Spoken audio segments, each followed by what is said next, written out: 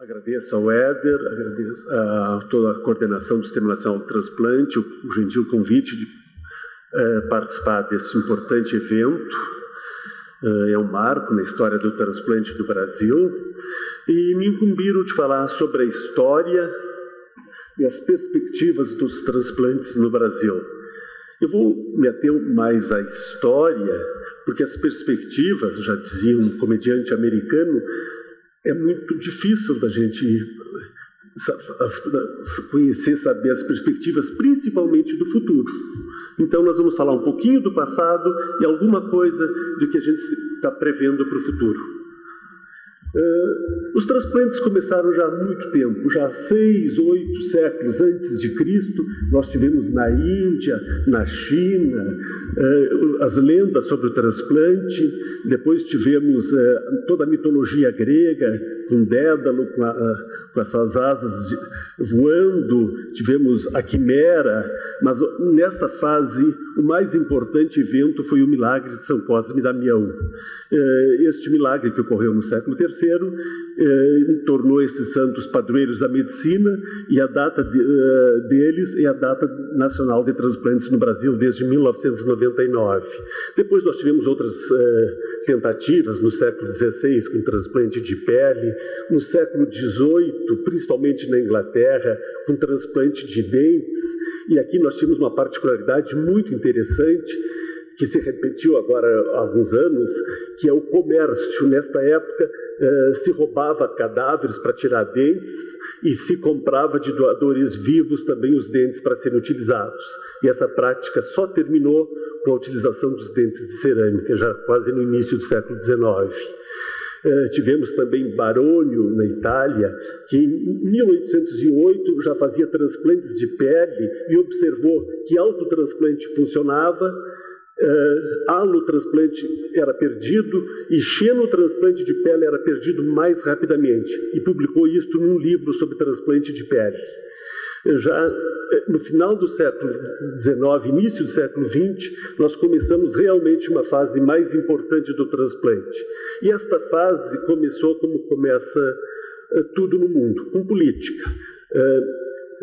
O presidente da França, Jean-Marie Carnot, foi visitar Lyon e, quando se dirigia a um jantar, ele foi apunhalado por um jovem anarquista italiano e ele perfurou a veia porta. Não havia nenhuma técnica naquela época de costurar, de suturar uma veia, e ele morreu sangrando. Por isto que Lyon foi o grande centro da tentativa de sutura de vasos. E aí se destacou uma personalidade que foi Carrel, era um jovem médico, e que contratou algumas bordadeiras e com elas aprendeu a fazer finas suturas com linha de nylon. E com essas suturas ele desenvolveu uma técnica que é exatamente a técnica que se utiliza hoje no transplante. Ele também realizou em Chicago transplantes de rim, de tireoide, de coração, junto com Charles Guthrie, ganhou o Nobel de Medicina, foi para Nova York e com Charles Lindbergh, outra personalidade americana, trabalhou na cultura de órgãos e na realização de máquinas que preservassem órgãos. Ele foi o grande visionário do que agora é a modernidade, que é a preservação de órgãos ex vivo. Isto em 1928, 30, 33, ele já tentava fazer esses procedimentos. E depois tivemos os transplantes renais, xenotransplante em 1903, xenotransplante com macaco em 1908, transplante com doador falecido na Ucrânia em 1933, várias tentativas, e sempre com transplante de rim, que tecnicamente era o mais fácil. Nós tivemos uma personalidade que era Walter, só me perdoa, só uma interrupção. As mesas paralelas não começam enquanto não termina a plenária. Eu acho importante esse aviso, porque senão as pessoas saem porque está começando a outra. Viu? Perfeito, obrigado. Então, este é um russo que fez medicina na França, foi cirurgião muito importante no Egito, e ele voltou para a França e trabalhou com transplantes experimentais de ossos, articulações, pâncreas. Tem um livro dele sobre transplante experimental de pâncreas, muito interessante. trabalhou com xenotransplante humanos, principalmente de tireoide, em cretinos, não tinha hormônio naquela época, transplante de testículo. E ele se dedicou basicamente a fazer xenotransplante utilizando testículos de macaco. Ele fez mais de 2.000 na Europa, principalmente na França. Ele veio para o Brasil em 28, convidado para um congresso no Rio de Janeiro, fez transplantes aqui no Brasil e foi homenageado com uma marchinha de carnaval por Lamartine Babo, por um samba de Noel Rosa, e virou marca de cigarro aqui no Brasil. E ele foi realmente uma pessoa muito importante no transplante, mas muito fora um pouco do nosso contexto legal. Depois disso, nós tivemos Peter Medawar. Peter Medawar foi, junto com Carrel, as duas principais figuras do transplante no mundo. E o Peter Medawar tem uma particularidade. Ele nasceu no Brasil, em Petrópolis. Ele ficou até os 13 anos no Brasil, quando ele foi com parte da família para a Escócia para estudar, depois foi para Londres. Ele, durante a guerra, foi chamado para fazer o serviço militar, ele não voltou porque ele estava em estudos e ele perdeu a cidadania. Alguns anos depois ele ganhou o Nobel de Medicina. Hoje é o prêmio mais importante da Sociedade Internacional de Transplante, do qual ele foi o primeiro presidente, leva o seu nome. Ele estabeleceu toda a base imunológica da rejeição de pele e foi ele quem descobriu a tolerância adquirida. Realmente uma personalidade muito importante, que lamentavelmente teve um acidente vascular muito cedo e que impossibilitou ele de continuar trabalhando. Na década de 50, vocês observam que nós tivemos vários transplantes, e todos eles em dois locais, Paris e Boston. Então, realmente, em 1951 se começaram os transplantes, e nesses dois locais, tanto com doador falecido em parada cardíaca, quanto com doador vivo. Na França, inclusive, ou free kidney, que eram rins que se tiravam por outro motivo, ou de prisioneiros que eram guilhotinados se utilizavam os rins na França. Tivemos em 52 um caso com um doador vivo que a mãe doou para o menino, não tinha imunossupressão, funcionou por 2 semanas e ele acabou morrendo. E logo depois, em 54, o primeiro transplante que funcionou, porque eram gêmeos univitelinos. E ali vocês veem abaixo a foto do doador, que faleceu há 2 anos atrás, 58 anos depois do transplante. Já a partir de 58 nós tivemos a descoberta do HLA por dossiê, que lhe valeu um prêmio Nobel de Medicina. Em 60 começaram os transplantes experimentais em cães com imunossupressores e se viu que a azatioprina, acho que era 6-mercaptopurina, era eficiente e por isso se conseguiu fazer transplantes de rim com grande sucesso.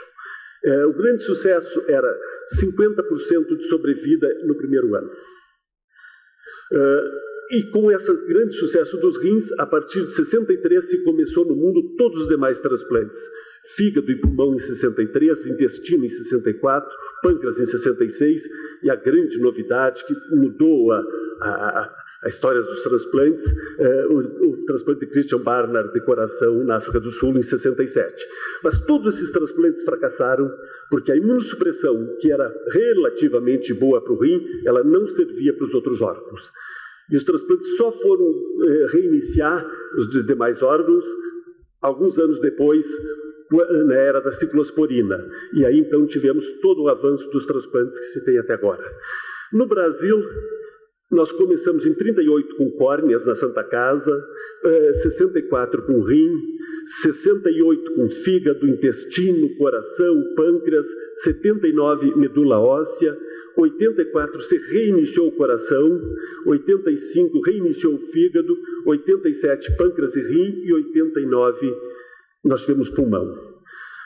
Então, nós tivemos o primeiro transplante de rim em 64, o primeiro transplante de rim com doador falecido em 67, e a imunologia foi criada apenas em 68 na USP, e em 93 nós tivemos os primeiros resultados de transplante no Brasil. O transplante de coração, tivemos os transplantes experimentais em 63, o primeiro transplante em 68, depois tivemos em 84 o reinício dos transplantes, em 2001 uma análise também dos resultados de transplante, uma sobrevida de 66% no primeiro ano e 40% em 5 anos. O transplante de fígado iniciou nos anos 60, Tivemos 5 transplantes entre 68 e 72, todos sem sucesso, e só foram reiniciados em 85 com o professor Silvano Raia, que em 88 realizou o primeiro também transplante hepático com doador vivo no mundo. O transplante de pâncreas foi o primeiro em 68, um isolado, segmentar, que não funcionou. Depois mais 2 em São Paulo, também em 69, sem sucesso. Em 87 nós começamos um programa no Brasil de transplante de rim e pâncreas. Vocês veem a foto dessa menina. Ontem ela fez 20 anos de transplante simultâneo de rim e pâncreas. E em 2002 se fez o primeiro transplante de ilhotas pancreáticas, mas esse transplante não se desenvolveu no nosso país. O transplante de pulmão ele iniciou praticamente na Santa Casa de Porto Alegre, com o primeiro transplante em 89, depois um duplo em 93 e o com doador vivo em 99. O transplante de intestino, que ainda nós não fazemos de rotina no Brasil, dos primeiros 8 transplantes feitos no mundo na primeira série, 2 deles foram feitos por Okumura em São Paulo, na USP. E em 2000 se fez um outro transplante na Santa Casa de São Paulo, que funcionou por pouco tempo, e ele ainda não está atuante no Brasil, esse tipo de transplante. O TMO foi feito primeiro em 79 pela equipe do Dr. Pasquini, que é o pioneiro da América Latina. Em 91 foi incluído como procedimento do Sistema Único de Saúde. E em 93 nós começamos com o Redome, através do Dr. José Roberto de Moraes. Temos várias leis de transplantes, temos o diagnóstico de morte por várias resoluções do CFM, temos uma nova que já está aprovada, que vai modificar esta em vigor, mas ainda não foi publicada. E passamos por várias formas de consentimento. Na prática, a gente utilizou a decisão mandatória e hoje a gente utiliza o consentimento informado dos familiares pela lei de transplante. Mas nós temos um problema muito sério, porque o Código Civil nosso diz que o consentimento informado é da pessoa em vida e as famílias só se a pessoa não se manifestou. Então, hoje nós temos essa dificuldade em relação a isso. Temos vários registros com publicações, temos hospitais de transplantes, tivemos 2 tragédias muito graves, que temos que ter todo cuidado para que não se repitam. E os transplantes no Brasil, a gente pode dizer que eles passaram por 3 fases. Uma heróica, uma romântica, que começa com a fundação da PTO, com as organizações, com regulamentação, com o uso da ciclosporina e após aquele acidente aéreo. E uma terceira fase, que é a profissional, que é de 97 a 98, com legislação, organização, financiamento e educação.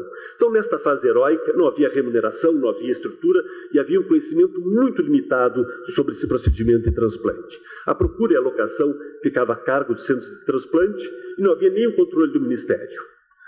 A partir de 87, então, isso foi por 10 anos, se iniciou uma regulamentação através da criação do Sistema Integrado do Paciente Renal Crônico e Transplante. Se começou a pagar o transplante renal e regulamentar ele de alguma forma. Em 93 foi criado o CIPAC, o Sistema Integrado dos Pacientes de Alta Complexidade.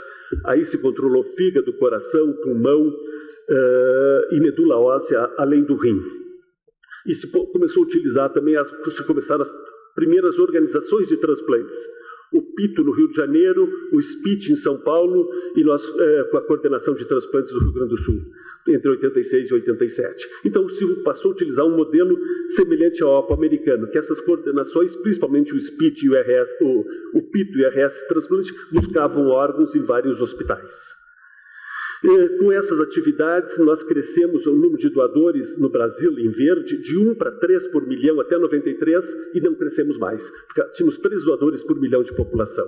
Em 95, apresentamos num congresso em Paris que nós tínhamos alguns aspectos positivos, que vocês estão vendo aí, mas nós tínhamos muito mais aspectos negativos. Os aspectos negativos eram muito grandes e muito frequentes. Então se propôs uma política de transplante no Brasil. Se publicou isso em livro, a PTO encampou isso, se discutiu com o governo, e aí estão os itens que se propôs nessa política. Essa política foi implementada em 1998 com uma nova lei e com uma regulamentação muito forte, e se passou a ter todo o controle desse processo de doação e transplante pelo governo federal, financiando, regulando e normatizando isto. Aí se formaram os cursos de formação de coordenadores em todo o Brasil. Naquela época se formou mais de 1.000 pessoas, e se passou a utilizar um modelo de organização baseado no espanhol, exceto São Paulo, que continuava com Opus. Então nós tivemos avanços nessas áreas que vocês estão vendo, tanto em organização, quanto em financiamento, quanto em legislação, quanto em educação. E, como era de se esperar, em alguns anos nós aumentamos em 140% o número de doadores efetivos no país. Mas isto caiu. Houve uma série de problemas, a gente chamou isso de apagão do transplante, que não convém discutir isso agora, mas houve uma série de problemas e a consequência foi essa. Se perdeu a política efetiva de transplantes que havia no país. E as perspectivas, quais seriam, então, em 2007, quando a gente teve esse problema? Vocês veem aqui, as farmácias, por mais modernas que sejam, não têm órgãos armazenados, as impressoras para imprimir os fígados estão derretidas na alfândega, os chips para substituir as máquinas de hemodiálise e os rins transplantados também ainda não chegaram, o pastor, que seria um auxílio muito grande para nós, o Ronildo, ele está muito ocupado e não pode nos ajudar. Então, nós temos que trabalhar com o cenário que nós temos e com os personagens que estão presentes nesse cenário. E com isto, em cada estado, o que a gente busca dos personagens do cenário, vocês observam aí. É o que está nesse diapositivo. E tudo isto não funciona se não houver uma vontade política, principalmente do Estado, e o financiamento.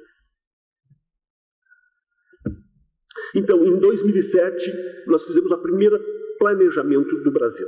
Nós planejamos para 10 anos, até 2017, chegarmos a 20 transplantes por milhão. E até o ano passado nós cumprimos integralmente. Agora, com dados de setembro, a gente está um pouco abaixo do previsto. Possivelmente este ano, a gente, pela primeira vez, nós não vamos atingir a meta que seria 14. Vamos provavelmente chegar a 13,5 talvez.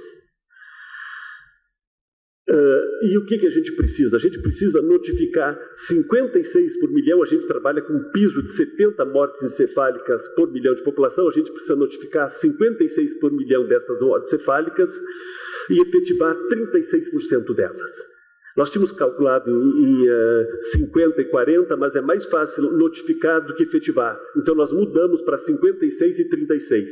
Nos diapositivos pequenos, o que nos falta? Então, há uma possibilidade que a gente subindo 10% ao ano, tanto na notificação quanto na taxa de efetivação, a gente chegue ainda em 2017 aos 20 doadores por milhão.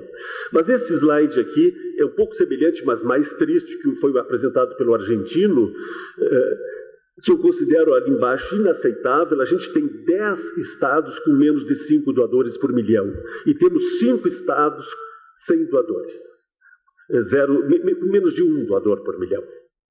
Isto é um desafio, nós não podemos continuar mais com isso. Isto é um desafio para o SNT, mas principalmente para os secretários e governadores desses estados. Nós hoje temos esse modelo misto com OPUS e coordenadores hospitalares.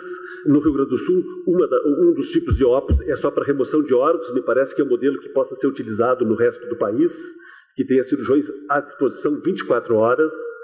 E nossos objetivos com os transplantes são aumentar o número, conhecer e melhorar os resultados, justiça na alocação e nos resultados, prevenir qualquer forma de transplante ilegal ou antiético, proteger o doador vivo e diminuir essas desigualdades. Esse é o nosso desafio. E essas são as macro perspectivas que eu denomino que a gente tem que trabalhar. 2015, fila zero de córneas.